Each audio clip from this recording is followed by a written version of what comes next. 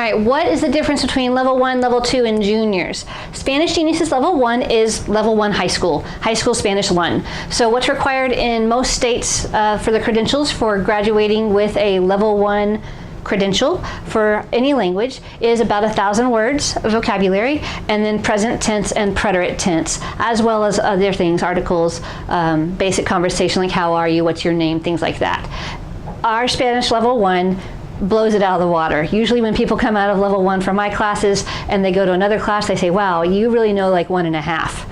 And so I do not often allow students to come into level 2 with me because they don't know quite as much as my level 1 students. So I require them to do a little bit more or go back over some old videos and catch up over the summer to be ready for level 2.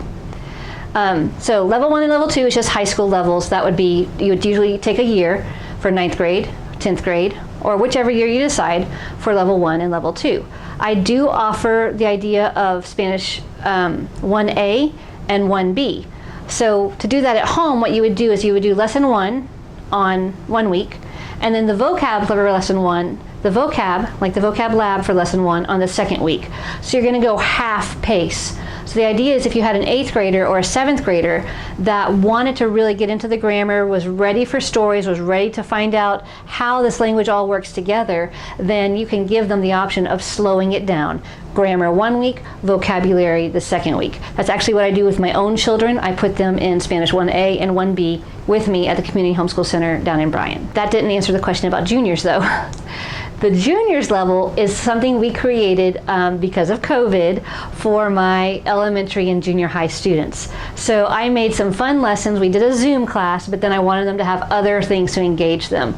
And so those videos came out of my love for those students, making sure that they had access to engaging videos, ways to learn vocabulary, and then their homework packet. So those lessons have a homework packet, a vocabulary video, and then a short kind of classroom video. It's going to be a different setup because I'm not teaching the classroom, I'm teaching the camera or I'm teaching the computer screen, and so it's a little bit different of a feel than the high school ones, but students love them because they're unit based, they're based on countries, they're based on passports, things like that. So they can skip around with those. They don't have to go in any particular order. So level 1 I would recommend for 9th to 10th graders, level 2, 10th to 11th or 12th graders.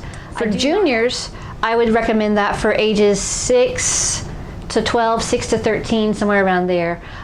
They probably would be better off if they can read. If they can't read yet, they might be a little bit frustrated. So those would be the options, is reading age up to junior high 13, 14, and then from there on the level 1 and level 2 when talking about videos.